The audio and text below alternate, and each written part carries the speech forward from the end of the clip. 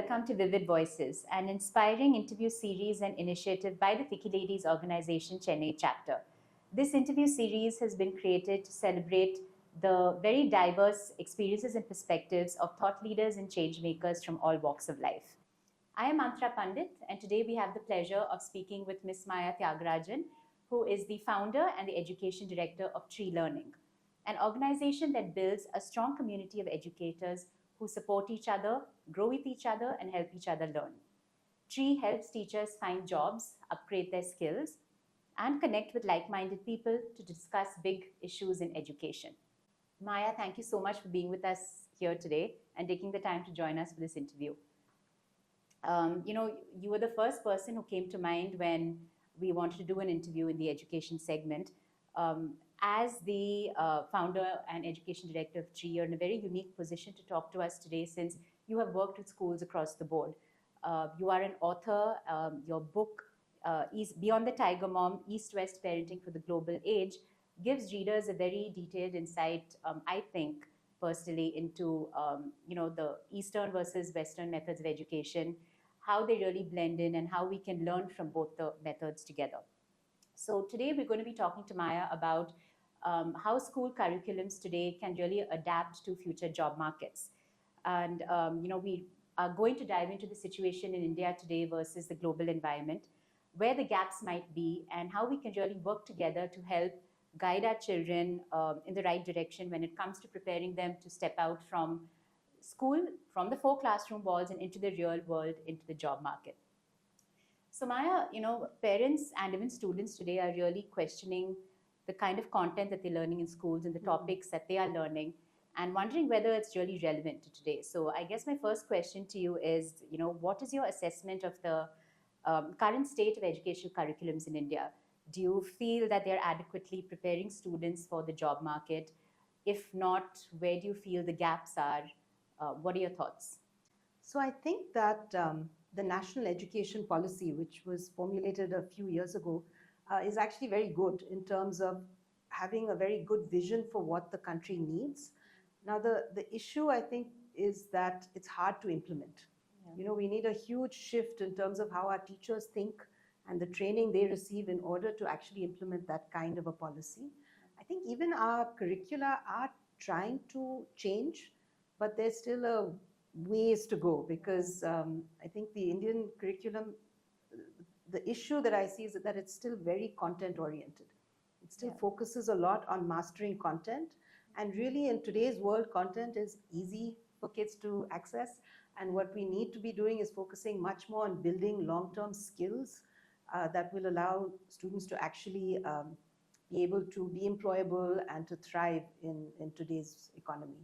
Okay. So, you brought up skills, and that's my next question to you. What are the kinds of skills and knowledge that they actually need in the future job market? And that's a great question. It's a question that I actually ask myself a lot because with artificial intelligence, with all the technology and the just such rapid advances, you really start to wonder what does the future look like? And in fact, I think you might have heard the statistic that 60% of the jobs that our kids will be doing haven't even been invented yet. Yes. So we're really preparing our students for a very unknown future, and that's a difficult thing to do. So I think the few things that are really important, one is that our kids are ready to learn and they know how to learn and they're resilient because there's going to be a lot of change in their lives. So how do we prepare students for that kind of rapid change? And then two, when we think about skills, we really want our kids to be thinkers. So how do we get our kids to start being thinkers, to be problem solvers, and also to do things that are not so easily done by machines? So, I think the things that machines are not as good at doing, they're not necessarily as creative as humans. Empathy, creativity, the areas where humans have an edge over machines, and those are areas that we really need to focus on as well. Now, on the subject of skills and knowledge, what are your thoughts about AI? What kind of a role is it really playing in the educational sector today? A lot of parents and even educators are trying to put some sort of a limitation on it, but it definitely is a very useful skill and something to know for all students today, even when they step out into the real world. Yeah. So, how much is too much, and how much do you think they should actually really get around to knowing? That's a great question, actually. I think it's a minefield for educators, and schools haven't really started tackling this the way they should. I mean, one thing, I've used ChatGPT, for example, and I know kids across the board are using it in all different ways. And one thing that's interesting is that the more, you need to actually know enough and get good enough at asking questions to actually get the responses you want when you use this kind of artificial intelligence. And so training kids a little bit, training teachers, I think, on how they can use AI in the classroom might be quite useful. And instead of fighting it, because I don't think it's really something we can completely control and fight against, I think helping kids understand how they can use it ethically is really important. So, for example, my son is in college in the US, and they actually have a citation policy for how you use AI in your research papers, which I think is interesting. And our schools are definitely not at that point. I think teachers are very scared and nervous about it. But it is an area that we need to think about, not just in terms of how we're using it in our classrooms, but what it means for education overall. Because if so much of what we teach now can easily be done by machines, then how relevant is that, right? What should we be teaching? I mean, these are very big questions that schools need to be having, and that the country needs to be having at a larger scale. What makes a relevant education in this world that we have now, where we have AI, where kids can find knowledge so easily, where they can have a machine write things for them, create things for them. So what is it that they need to know? I mean, it's a big question. Yeah. So this also brings me to, ask you about the soft skills that we really need in education today, because you talked about how with AI, it's very easy for students to get a little carried away, and it sort of removes the human element. It removes the creativity. It removes, actually being able to use the human side of you to do your work. Now, in our conversation about this interview in the beginning, you talked about empathy and creativity being two of the very important pillars that need to be part of every educational curriculum. Can you elaborate a little bit on this and perhaps talk about how we can really incorporate this into curriculum design and into teacher training in schools? So I think creativity and empathy are two things that humans are really good at. They're part of what makes us human. And they are things that, as of now at least, machines are not so good at, right? So if we can help our kids explore those areas, being creative and being empathetic, I think those are areas for the future. And one of the things I said at the beginning is that our assessments are a little outdated, because we still examine kids on everything. And the problem with traditional exams are that they are the antithesis of creativity, and they don't involve any empathy or any kind of human skill. It's all about what do you know. And so I think our assessments have to change, and that is going to be a huge shift and really difficult for school systems as we make the shift into changing how we assess kids, what we're assessing, because really assessments drive our entire system. So once the assessments change, everything else will start to change. But I do think that, I've been thinking about this a lot, because we have so many mental health issues now amongst adolescents and in schools. And I think that our students really need much more kind of that human element, the antidote to technology in some ways. They need community, they need empathy, they need a lot more nature, all the things that are kind of the opposite of what the technological and virtual world gives them. So they need to be able to function in both those worlds, the human world and the virtual world. And so schools need to start thinking about these things. How do we bring this into our curriculum? Yeah. So why do you feel that empathy is vital for the workforce? Even today, so many corporate companies and organizations are placing a lot of focus on empathy education workshops for the management and the entire employee, all their employees. But why do you personally feel that it's important for students to carry this forward into the workforce? Well, I think it's important for them. I think one of the things with this world we're living in today, where people are working remotely, we have artificial intelligence to contend with, so much social media and technology. I think, like you said, the human element is sort of being lost in so many ways. And so it makes me think a lot about what is it that makes us human? What do we need as human beings to survive and thrive and flourish and feel happy and fulfilled? And humans are profoundly relational. We, right from the day we're born, we want to be close to other people, right? Babies need to be cuddled and hugged, and kids need a lot of human touch and human care. And so I think that we need to preserve that, and empathy is a kind of umbrella term for maybe how we preserve that ability to connect with other people face to face, the ability to understand others, to care for others, and to feel cared for. And I think in a world where that human element is being removed and that sense of care is being removed, um, we really need to think as educators and as parents and as the adults, who are thinking about the next generation, how do we maintain that element of care and empathy? So I think it's crucial. I really think that actually what schools need more than anything is a sense of community, because kids need that. We can't take that away from our kids. And I worry about a world where, this generation already has much less connection, face-to-face connection with each other than we did when we were in school.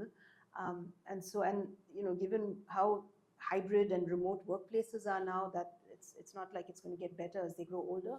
So I think we really need to think quite deliberately about the importance of community and empathy in schools, and kind of inculcate that importance in kids so that they take it forward when they grow up as well. So Maya, I'm going to shift gears a little bit here, and again, because your book, you being the author of the book Beyond the Tiger Mom: East-West Parenting for the Global Age, like I said earlier, you've talked about both the methods of education, Eastern and Western. Now, while the curriculums really adapt and evolve, some may argue that certain cultural and economic differences do need to reflect in what the students are actually learning. So by this, I mean language diversity. It can be, cultural relevance, cultural heritage, traditions in India. So, because people might say that they want the curriculum to really align with the Indian values and traditions. So what are your thoughts on that? How do we balance that and bridge that gap? Yeah, so that's a really interesting question. I think, parenting and educating kids is essentially a cultural act, right? It is very embedded in culture, because everything we do sort of is informed by the culture we're in, the way we react to kids, the way we raise them. And I think it's almost like a fish in water. Until you're taken out of that water, you don't even realize you need that water. So when you're in a particular cultural context, you are raising kids and reacting to them based on everything around you and the cultural messages that you're getting. And I think it's really important for kids to have a deep sense of identity and belonging, and to feel connected to a culture. And of course, language is a huge part of that. So for me, I think mother tongue education is really important. And kids need to know their own mother tongue. Now in India, of course, it's a very complicated situation with language, because there's such a, I think because of colonialism and its legacy, and also because English is the dominant language in a global context. Everyone needs to know English to get ahead in terms of work.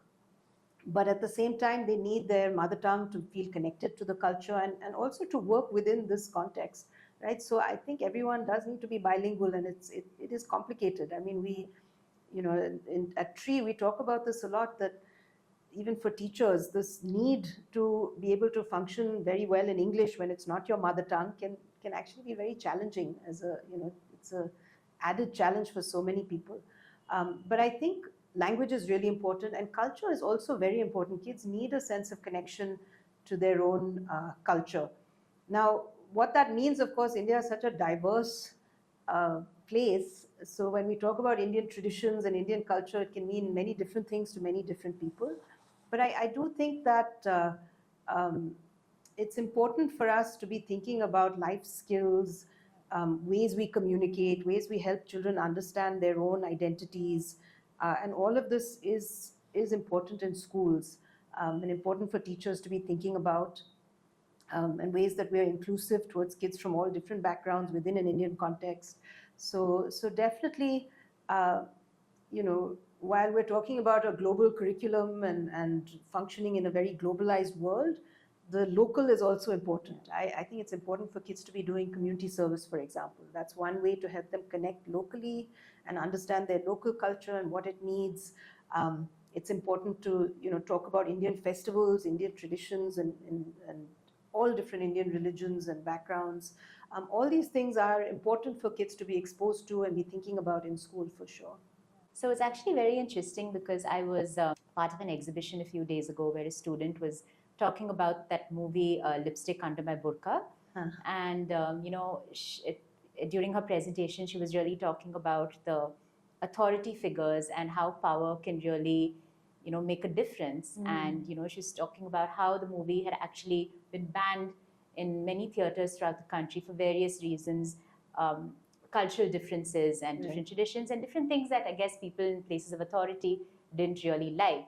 So her question to all the parents sitting there were, what do we do about this, right? How do we change this? I mean, this is directly connected to what we were just talking about. So what do you feel? I mean, on one hand, we are trying to evolve, but then I feel like sometimes when we take few steps front, we go a few steps backwards. Yes. So how do we deal with this? Yeah. What are your thoughts? And that's a really interesting question as well. I think, for our students, we need to just have open conversations. So discussions where kids are given the space to ask questions and to challenge ideas is really important. Yeah. So, and this is not done enough in schools, I think, where kids can actually talk about real issues. So whether it's through a movie, which I think many students will connect with, or through a text, a book, or just through a kind of current affairs issue, but really having students be able to voice their ideas and their questions and thoughts, and have teachers who are facilitators, who have the ability to stand back a little and give kids that space. Because one of the things about, talking about Indian culture, when you look at West versus East in some ways, is that we teach kids to be very deferential and respectful of adults, which is really important. I believe that that's important, that the adults and the elders have wisdom to give kids, and kids need to be respectful. But at the same time, if you look at, more Western cultures, and of course I'm talking very broadly and generalizing, but kids are taught to challenge authority. You should never believe anything, ask questions, why? And in India, sometimes that can be very difficult for authority figures to handle.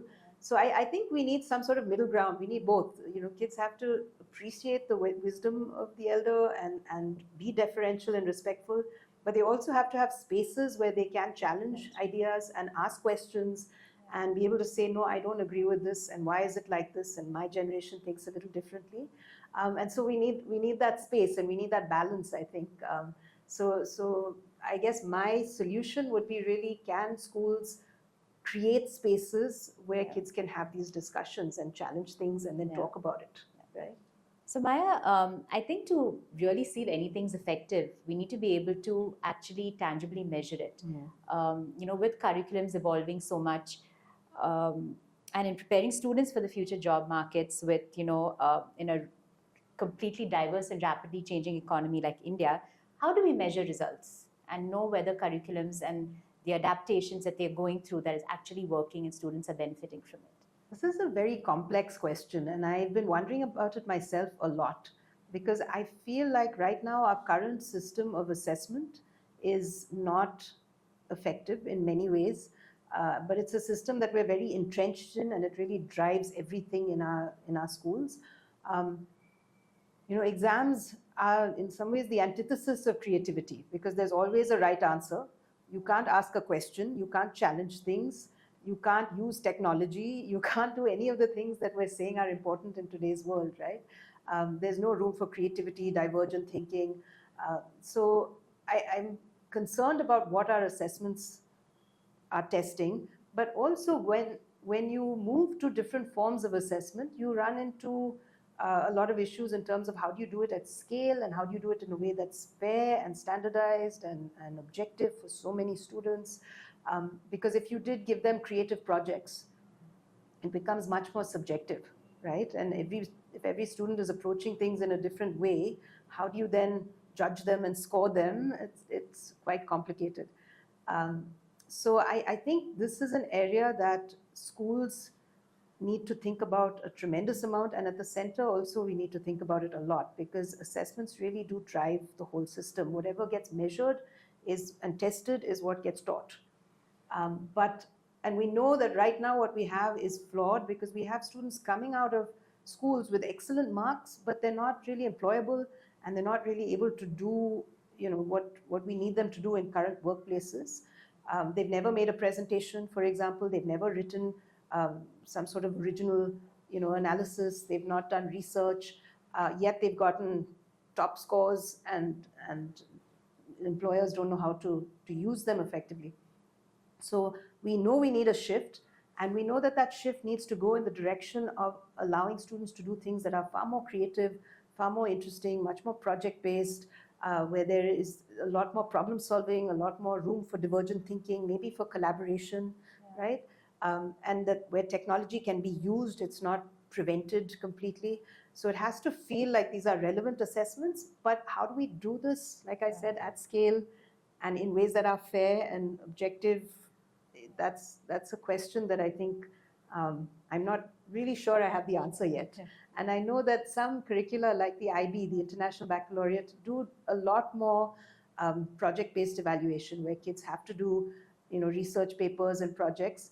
But I am not, I taught the IB for many years, and I feel like it's still, the grading is quite arbitrary because it's hard to be fair when you have that kind of assessment. And so how do we get the grading to be a little bit more? I mean, you almost need a panel of judges, because if it's just one person judging, it's not necessarily fair because there's such an element of subjectivity. But when you have so many students, you can't have a panel of teachers. It's just, so how do we make it work? It'd be interesting to see how this changes, but we know that we need change, and we need to at least start experimenting with things.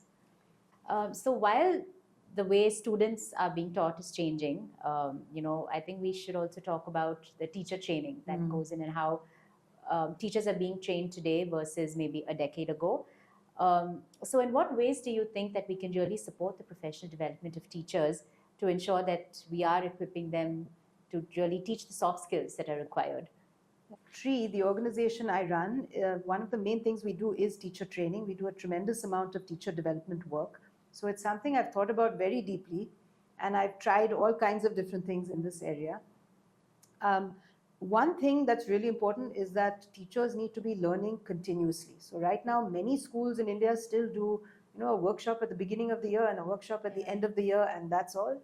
And teachers are just doing the same thing that they've always done on kind of autopilot, and that, I think, is not working. We need much more professional development, and it has to be a central priority for teachers, that they are learners too, because the world is changing so rapidly, and they need to be changing along with that world to be relevant for their students. The second thing I think is that, teachers need to learn a lot of the skills that we're saying kids need to learn too, because it's new for teachers.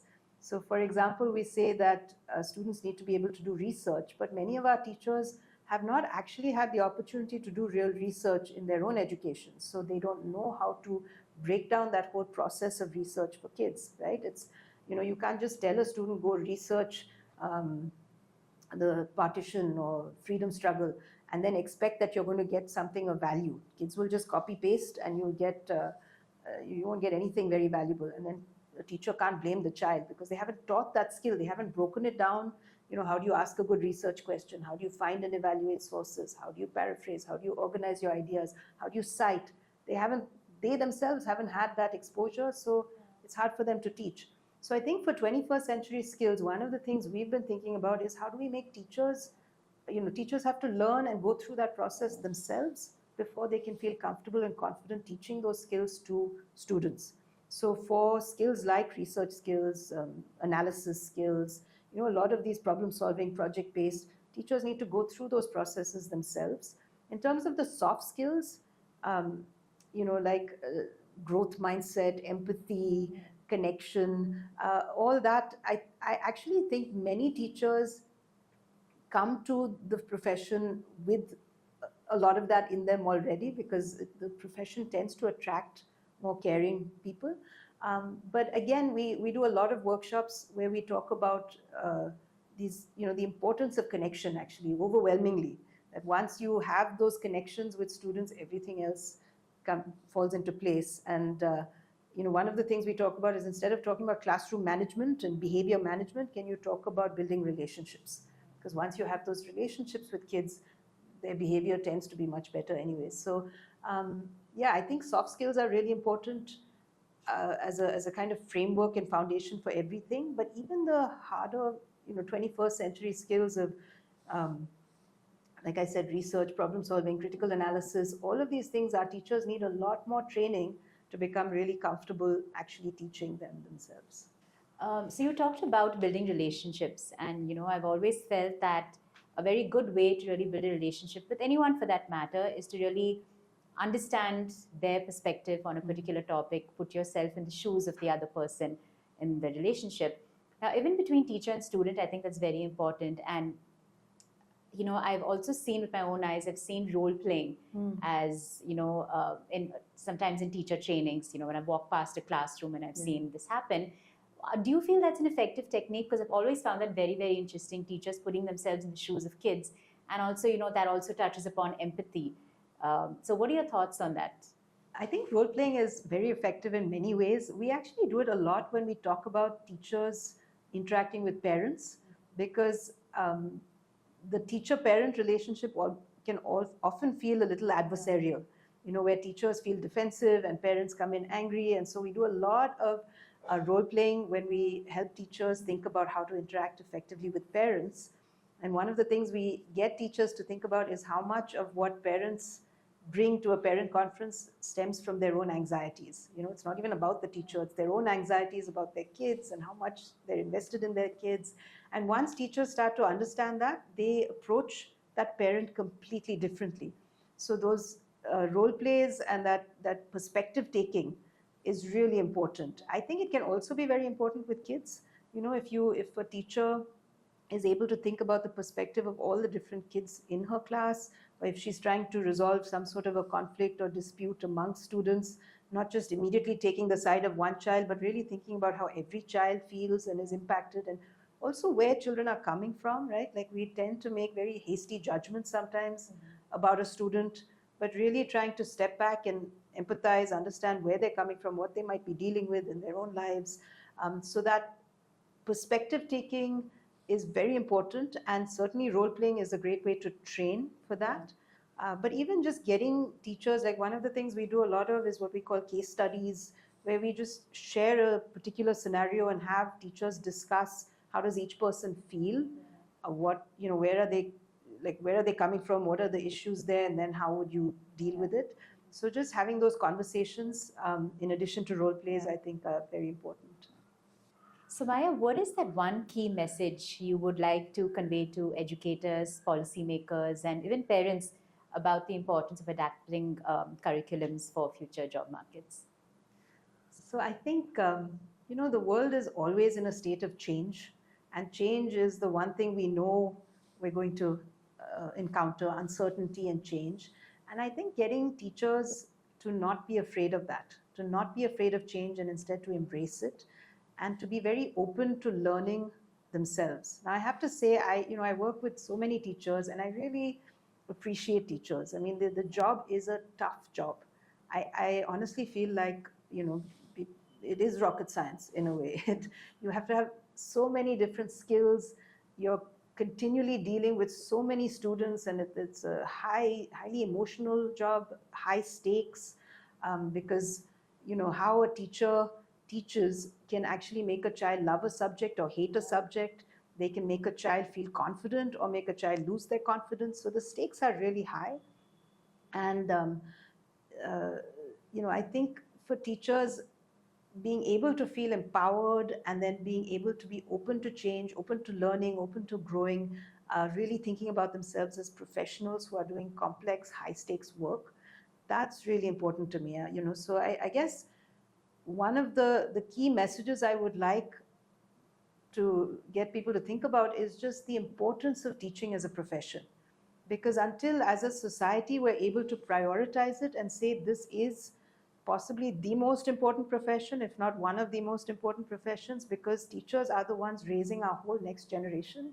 Until we're able to really prioritize teachers and teaching, we're not going to be able to make the kind of progress we need to as a society, because a society can only grow and thrive as much as its teachers allow it Yeah. in a way. I mean, the teachers are so fundamental.